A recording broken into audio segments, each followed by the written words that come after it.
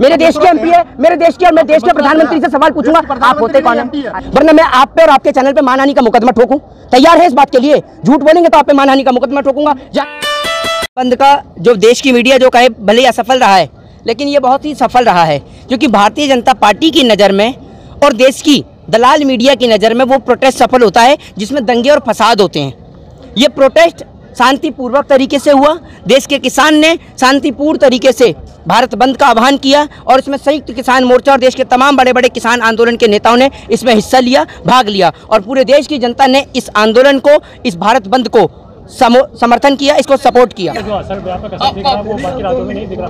देखिए पूरे हिंदुस्तान के अंदर इसका व्यापक नजर आ रहा है। आप कैसे कह सकते हैं कि नहीं आ रहा नजर? पूरे हिंदुस्तान में इसका व्यापक असर नजर आ रहा है। आप देश की सरकारें आज घबराई पड़ी हैं इस आंदोलन के जरिए, और आप कहते हैं कि इसका कोई असर नहीं है। इसका असर कश्मीर से कन्याकुमारी तक तमाम जगहों पर है, और ये हमारे देश का दुर्भाग्य है। हमारे देश के प्रधानमंत्री जी जो विदेशी दौरों तक जा रहे हैं, हमारे प्रधानमंत्री जी रात को उनके पास इतना खाली समय होता है कि वो साइट तक देखने के लिए चले जाते हैं, लेकिन उस प्रधानमंत्री के पास इतना समय नहीं है कि देश के अन्नदाता, देश के पालनहार, जो 133 करोड़ जनता का पेट भर रहे हैं, जिसे पालनहार कहा जाता है, उस अन्नदाता से एक बार मिलने के लिए आ जाएं। 27 सितंबर का आज के दिन किसान संयुक्त मोर्चा ने भारत बंद का आह्वान किया था, लेकिन प्रधानमंत्री जी ने एक बार भी ये फर्ज नहीं समझा कि रात को वहां पर साइट पे जा सकते हैं। क्या रात को आके एक बार किसान भाइयों से नहीं मिल सकते कि आपको तकलीफ क्या है, आपको दिक्कत क्या है? वहाँ कमला हैरिस के सामने जाके बैठ जाते हैं। इनको शर्म नहीं आती कि वो भारत देश की मूल नागरिक की बेटी, जिसके लिए वहां पर खड़े होकर चिल्ला रहे थे, अब की बार ट्रंप सरकार, और उसी के आगे वहां पर जाके बैठना पड़ा। और लेकिन ये हमारे भारत देश के लिए गौरव की बात है कि हमारे देश की बेटी देश में नहीं विदेश में भी परचम लहरा रही है, लेकिन हमारे देश के प्रधानमंत्री जी हमारे देश के किसानों को भी सड़क पे बिठा रहे हैं, और किसान को लेकर विदेशों तक से ट्वीट आए। लेकिन मजाल है कि हमारे देश के प्रधानमंत्री को टस से मस हुए हों। आपने कहा देश की सरकार इस आंदोलन से डरी हुई है जी, अगर डरी हुई है तो आंदोलन को खत्म करने के लिए आपकी बातें मान लेती ना। ये आंदोलन अगर सरकार के हाथ में होता तो सरकार 2 मिनट में कर देती। सरकार को तो चलाने वाले ये बड़े बड़े उद्योगपति हैं, जिन्हों से सरकार पहले ही इस देश के किसान की जान का सौदा कर चुकी है। इनके हाथों पहले ही सरकार बिक चुकी है, व्यापारियों के हाथों। आज आप एक बात मुझे बताइए, सीधे तौर पे आपसे पूछता हूं, प्रधानमंत्री जी ने जनधन खाते खुलवाए या नहीं खुलवाए? आप कहते हैं कि प्रधानमंत्री जी अक्सर अपने भाषणों में बोलते हैं कि 125 करोड़ की आबादी, 125 करोड़ की आबादी। अब हम आपसे कहते हैं कि जनधन खाते के तहत 125 करोड़ पर न जाकर 50 करोड़ की बात कर लेते हैं।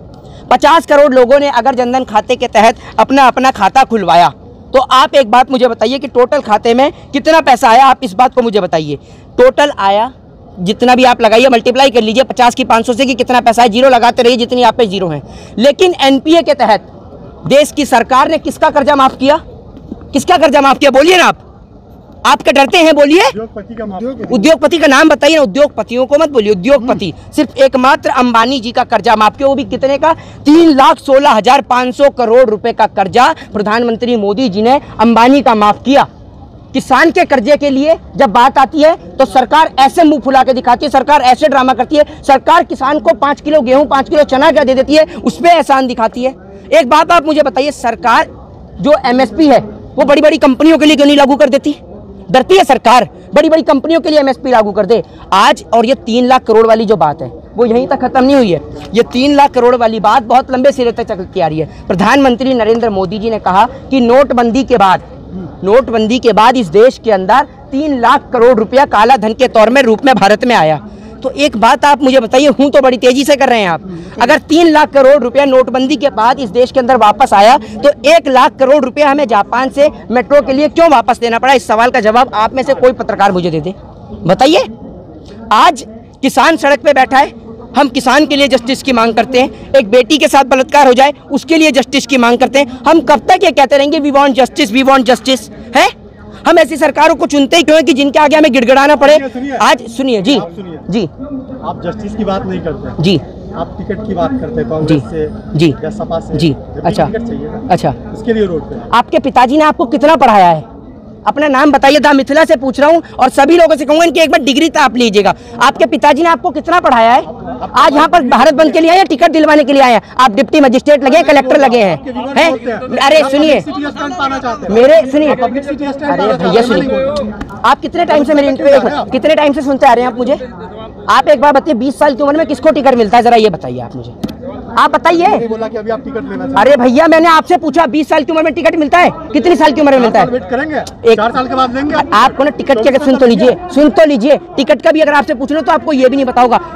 आप सभी चुप रहिएगा। धार्मिक मुझे सवाल का जवाब देंगे कि राष्ट्रपति बनने के लिए उम्मीदवार की न्यूनतम आयु कितनी चाहिए? चलिए ये बता दीजिए। राष्ट्रपति का 35 साल है। तो आप क्या कह रहे हो? ये भी आप ही के व्यूअर्स कहते हैं कि आपको सरकार की तरफ से दलाली मिलती है। तो क्या दाम मिथिला इस बात को एक्सेप्ट करते हैं कि आपको सरकार की चाटुकारिता करने के लिए और प्रधानमंत्री नरेंद्र मोदी जी के पक्ष और भाजपा के पक्ष में दिखाने के लिए आपको दलाली मिलती है? आप एक्सेप्ट करते हैं? आपके व्यूअर्स इस बात को लिखते हैं? आइए सामने जी, आइए। मेरे जितने भी व्यूअर्स देख रहे हैं या जो भी चैनल पे देख रहे हैं, अगर मोहित जी मान लेते हैं ये बात कि इनको कांग्रेस से दलाली मिलती है तो मैं भी मान लूंगा। देखिए मेरी बात सुनिए। हाँ मेरी बात सुनिए। अभी ये बोल के गए, बहुत बढ़िया। बिल्कुल मेरे को तो कोई दलाली नहीं मिलती। आपने कहा व्यूअर्स लिखते हैं, तो आपके तो व्यूअर्स ये भी लिखते हैं, लेकिन आप ये नहीं पढ़ते। क्यों नहीं पढ़ते? आपके व्यूअर्स ये भी लिखते हैं कि आप भाजपा के दलाल हैं, आप भाजपा का पैसा खाते हैं, आप भाजपा ने कुछ फालतू लोगों को छोड़ रखा है जिनको आज बोलने के लिए नेशनल चैनल पर प्रवक्ताओं की जरूरत नहीं है। क्योंकि देश के अंदर एंकर प्रधानमंत्री जी को जब आपने देखा न्यूज 18 पे जोकर बोल दिया जाता है, तो प्रधानमंत्री जी की पार्टी के जो प्रवक्ता संबित पात्रा हैं उनको इतनी तिलमिली नहीं पहुंचती। लेकिन आप जैसे सरकार, आप जैसे दलाल पत्रकार, चाटुकार पत्रकारों को ऐसे मिर्ची लगती है कि सरकार से सवाल ना पूछकर आपके पिताजी के ऊपर सवाल रख दिया हो कि आपके पिताजी इस सवाल का जवाब दें। आप इस सवाल का जवाब देंगे कि जब 3 लाख करोड़ रुपया नोटबंदी के बाद वापस आया तो 1 लाख करोड़ रुपया जापान से क्यों उधार लेना पड़ा? बताइए। अब नहीं बोलेंगे आपके देश हित में 1 लाख करोड़ रुपया था, तो 3 लाख करोड़ कहां गया ये बता दीजिए देश हित में है। आपने बात करी मेक इन इंडिया, नागपुर गए? पड़ गए नागपुर के अंदर, आप गए नागपुर के अंदर जो मेट्रो बनी है उस पर क्या लिखा होता है? लिखा है इस पे मेड इन इंडिया है? लिखा है इस पे मेड इन इंडिया? बताइए।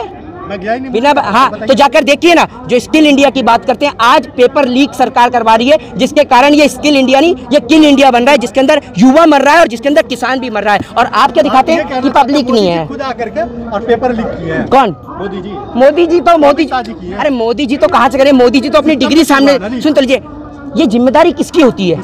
ये जिम्मेदारी सरकार की नहीं है। घर में पानी नहीं आ रहा, हाँ। मोदी जी आए हैं। आपके घर पे बिजली नहीं आ रहा, मोदी जी आए। तो अपने एक मिनट, हाँ बिल्कुल। तो अपने मैनिफेस्टो में काई के लिए लिखते हैं जो आपको 300 प्लस बहुमत की सरकार दी है, ये घास काटने के लिए दी है। एक मिनट, हेमा मालिनी ने, अरे सुन तो लीजिए, सुन लीजिए। तो आप विरोध क्या कर रहे हैं? क्यों? मैं इस देश का नागरिक नहीं हूँ? मेरा देश है, आपसे पूछे विरोध करूंगा।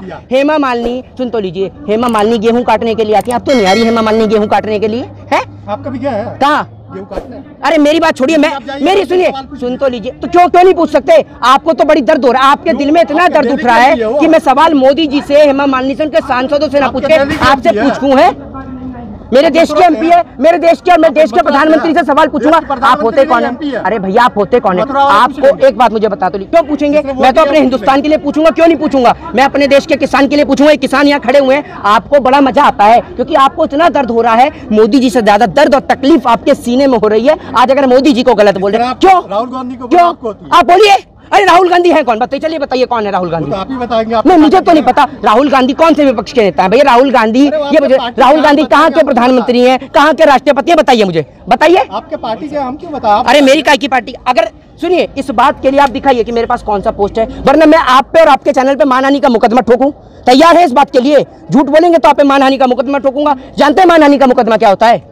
वकील आप बताएं। नहीं तो मैं तो बता ही दूंगा, आप पे ठोका जाएगा मानहानि का मुकदमा अगर बेवजह बेफिजूल की बातें और बेप्रत्यारोपण जिसका कोई तर्क ना हो। क्योंकि आप भी मोदी स्कूल से पढ़ के आए, कोई झूठ वाली बात नहीं है। कहते हैं कैसे बड़े नेशनल चैनलों की वहां धज्जियां उड़ रही हैं, जैसे उनको बाहर करा, गेट आउट। ये दिन ज्यादा दूर नहीं है आप जैसे पत्रकारों के लिए भी जो सरकार की दलाली करते हैं। आपको भी एक दिन ऐसी गेट आउट किया जाएगा, ध्यान रखिएगा। और आपने सुनिए, अपने बच्चों से सुनिए, अपने बच्चों को, आपके बच्चे हैं ना, आपकी शादी हुई है, बच्चे हैं ना, बच्चे हैं आपके, तो अपने बच्चों से एक बात, अपने बच्चों से चाय बिकवाएंगे या पकौड़ा तलवाने को रोजगार समझेंगे? क्यों बच्चों को स्कूल भेजते? चाय पकौड़ा तलवाइए अपने बच्चों से और चौकीदारी करवाइए ना चौकीदारी। वैसे भी देश के बहुत भगोड़े देश से सामान लेके भाग रहे हैं, तो बच्चे को चौकीदारी करवाइए पढ़ा लिखा कर। और जो ये जो बड़े बड़े सेलिब्रिटी हैं जो कमला पसंद जैसी चीजों का एडवर्टाइजमेंट करते हैं और आप तो उन जैसे लोगों को बहुत प्रोत्साहन भी करते हैं, तो अपने बच्चों को भी कमला पसंद खिलाइए। जय हिंद, जय भारत, वंदे मातरम।